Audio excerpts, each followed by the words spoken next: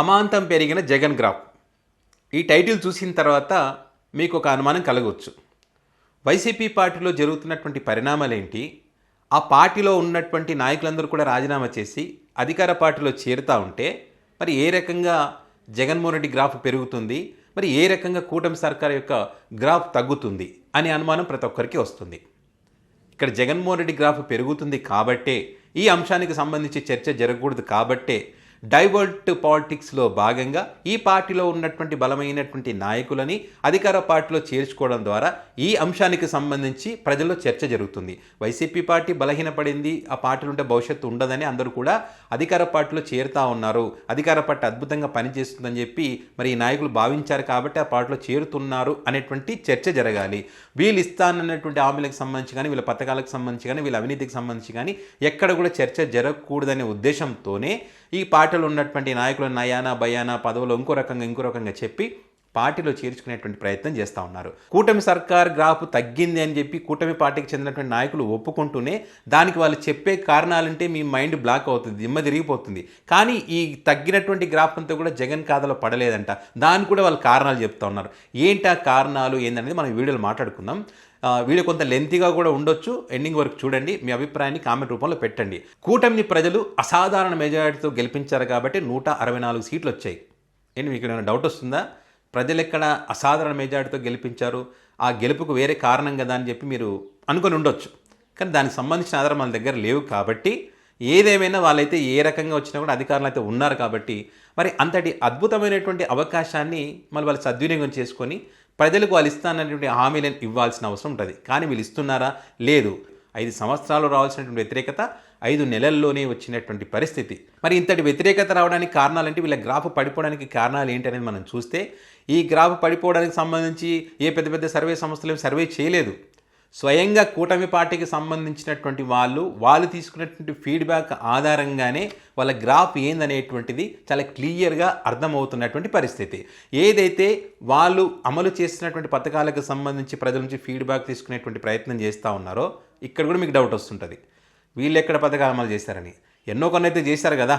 అన్నా క్యాంటీన్ల అమలు తీరు ఏ రకంగా ఉంది అంటే ప్రజలందరూ కూడా వాళ్ళు ఫీడ్బ్యాక్ తీసుకునే క్రమంలో వాళ్ళంత అద్భుతంగా ఉంది, మేము కడుపు నిండా అన్నం తింటున్నామని చెప్పారని చెప్పి ఫీడ్బ్యాక్లో వచ్చిందని చెప్తా ఉన్నారు.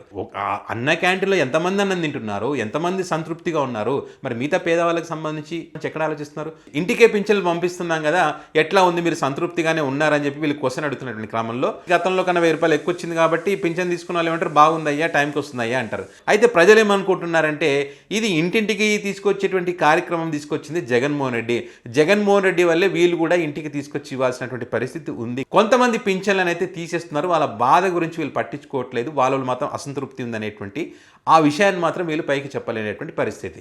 సో ఆ కారణంగా కూటమి సర్కార్ గ్రాఫ్ తగ్గినట్టు. వీళ్ళు అమలు చేసినటువంటి పథకాలు ఈ 2 తీసుకున్నారు.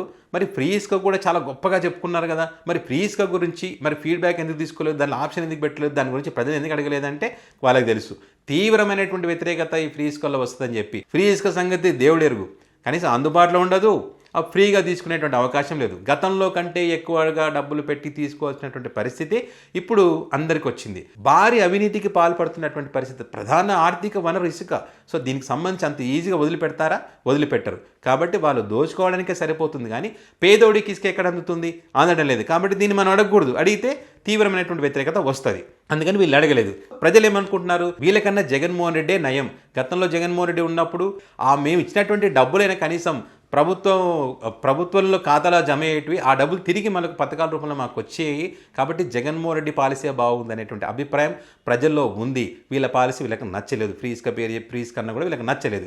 పైగా చంద్రబాబు నాయుడు గారు ఏమంటారు, అవినీతికి సంబంధించి ఎవరైనా అవినీతి చేస్తే ఇసుకలో కానీ దేంట్లోనైనా కానీ బెల్ట్ తీస్తా అంటున్నాడు. మరి ఈయన బెల్ట్ తీస్తా అంటే వాళ్ళ పార్టీకి సంబంధించిన నాయకులు బెల్ట్ షాపులు వాడికి పెడతా ఉన్నారు.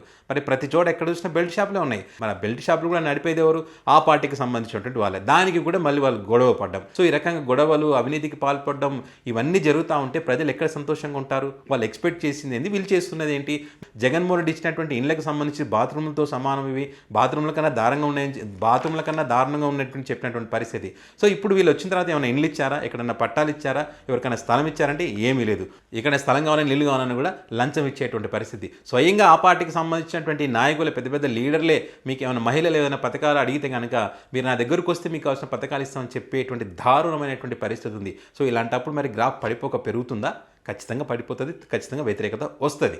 కనీసం జగన్మోహన్ రెడ్డి ప్రతి ఒక్కరికి ఇల్లు ఉండాలనే ఉద్దేశంతో మహిళల పేరు మీద రిజిస్ట్రేషన్ చేయించినటువంటి పరిస్థితి. ఆ ఇంటికి సంబంధించి ఆప్షన్ కూడా వాళ్ళకి వదిలేశారు. మీరే కట్టుకుంటారా, మేం కట్టివ్వాలా, లేకపోతే మెటీరియల్ ఇవ్వాలని చెప్పి వాళ్ళకి ఆప్షన్ ఇచ్చి వాళ్ళకు ఒక ఇల్లు, సొంత ఇంటి కళ నెరవేర్చే విధంగా ఒక ఆలోచన చేస్తే మరి కూటమి సర్కార్ అధికారంలోకి వచ్చిన తర్వాత ఎక్కడ కూడా వాటికి సంబంధించి ఆలోచన చేయడం లేదు. కొన్ని మధ్యలోనే ఆగిపోయినటువంటి పరిస్థితి. ఇదే కాకుండా వెలుగు సంబంధించి వివోఏలు కూడా వాళ్ళకి అధికారంలోకి రాకముందు వీళ్ళకి ఏదైతే హామీలు ఇచ్చారో ఆ హామీలు అమలు చేయకుండా మరి ఉన్న పలంగా వీళ్ళు ఉద్యోగాల నుంచి తీసేస్తూ ఉంటే వేరు కారణాలు చెప్పి వాళ్ళలో కూడా తీవ్రమైనటువంటి వ్యతిరేకత. మరి అదేవిధంగా కరెంటు బిల్లులకు సంబంధించి 2-3 నెలల్లోనే విపరీతమైనటువంటి కరెంటు ఛార్జీలు పెంచేస్తే ఆ కరెంటు ఛార్జీలు కట్టలేనటువంటి పరిస్థితి. దానికి సంబంధించి కూడా రోడ్డు ఎక్కి నిరసన వ్యక్తం చేస్తున్నటువంటి పరిస్థితి. ఆ కరెంటు బిల్లులను కాల్ చేస్తున్నటువంటి పరిస్థితి ఇప్పుడు రాష్ట్రంలో. మరి ఇదే కాకుండా సచివాలయ ఉద్యోగులు, పై స్థాయి ఉద్యోగుల సంగతి పక్కన పెట్టండి. జగన్మోహన్ రెడ్డి తీసుకొచ్చినటువంటి వ్యవస్థ కాబట్టి వీళ్ళు జగన్మోహన్ రెడ్డి మనుషులే అనేటువంటి ఒక అనుమానంతో వాళ్ళని అవమానపరుస్తున్నటువంటి పరిస్థితి. వాళ్ళందరిలో కూడా తీవ్రమైనటువంటి వ్యతిరేకత ఈ కూటమి సర్కారు పైన ఉంది.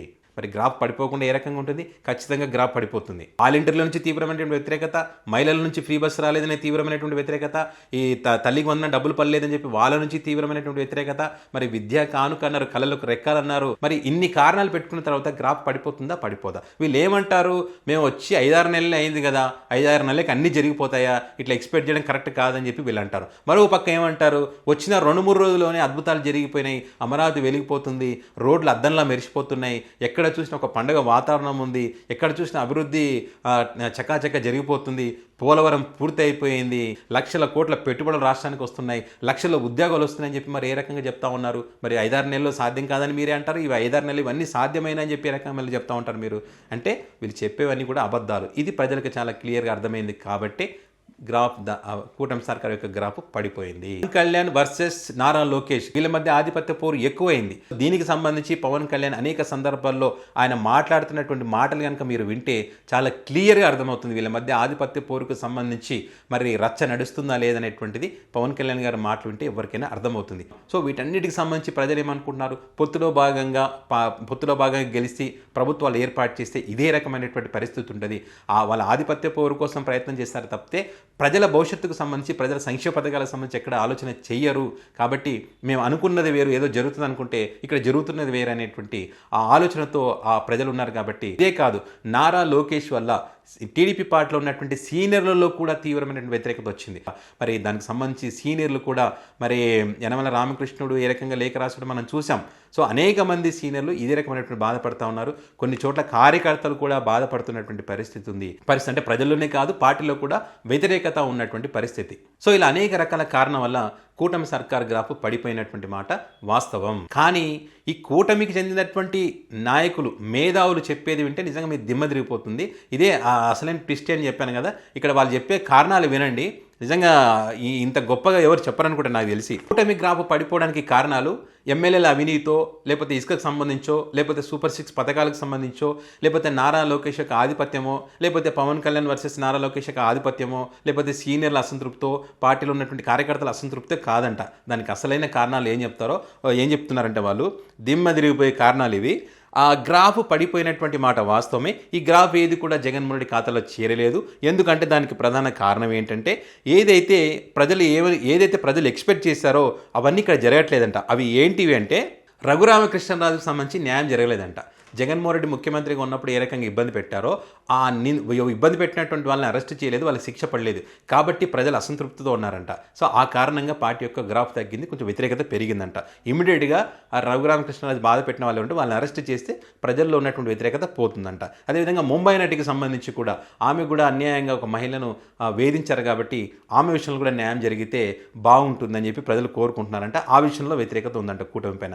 అదేవిధంగా తిరుపతి లడ్డుకు సంబంధించి కూడా మరి దీనికి సంబంధించి ఇంకా ఇంతవరకు కూడా ఎలాంటి చర్యలు తీసుకోలేదు జగన్మోహన్ రెడ్డి మీద కానీ వైసీపీ పార్టీ నాయకులు కానీ దానికి కారణమైనటువంటి వ్యక్తులు ఎవరి మీద కూడా చర్యలు తీసుకోలేదు కాబట్టి దాని మీద చర్యలు తీసుకోవాలి, కేసులు పెట్టాలి, అరెస్ట్ చేస్తే ఆ గ్రాఫ్ తగ్గేటువంటి అవకాశం ఉంటుందంట.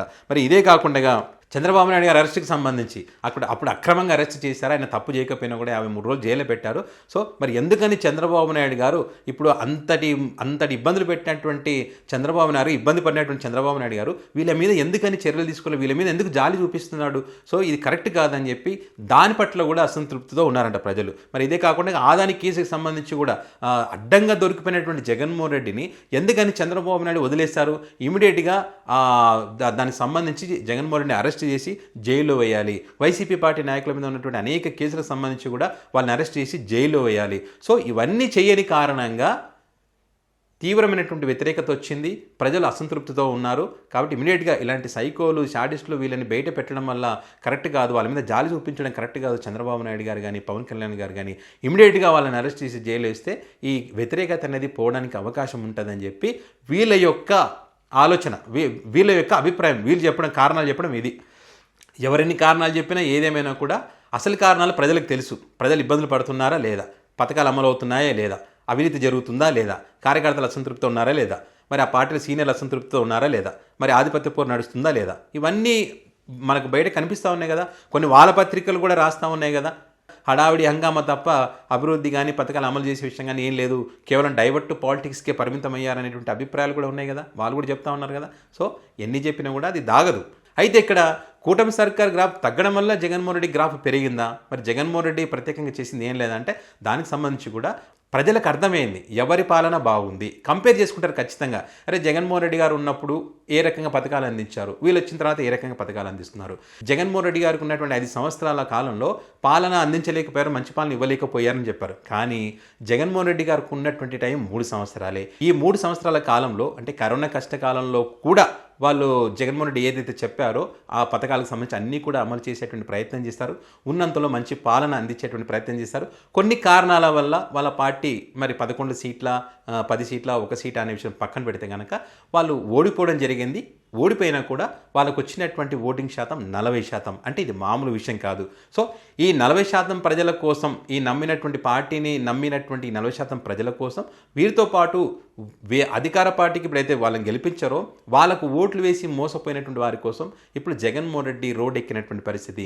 చంద్రబాబు నాయుడు గారు రోడ్ ఎక్కడానికి అప్పుడు 2 సంవత్సరాల తర్వాత కానీ ప్రజా సమస్యల గురించి పోరాటం చేసింది లేదు. జగన్మోహన్ రెడ్డి ఇప్పుడు 5 నెలల కాలంలోనే మరి రోడ్ ఎక్కి ప్రజా సమస్యలు, ప్రజలకు ఉన్నటువంటి ఇబ్బందుల గురించి ప్రభుత్వాన్ని ప్రశ్నించేటువంటి ప్రయత్నం చేస్తూ ఉన్నారు. ఈ కారణాల చేత కూడా అంటే ప్రజల తరఫున జగన్మోహన్ రెడ్డి నిలబెడతారనేటువంటి ఒక అభిప్రాయాన్ని కూడా ప్రజలు వచ్చారు.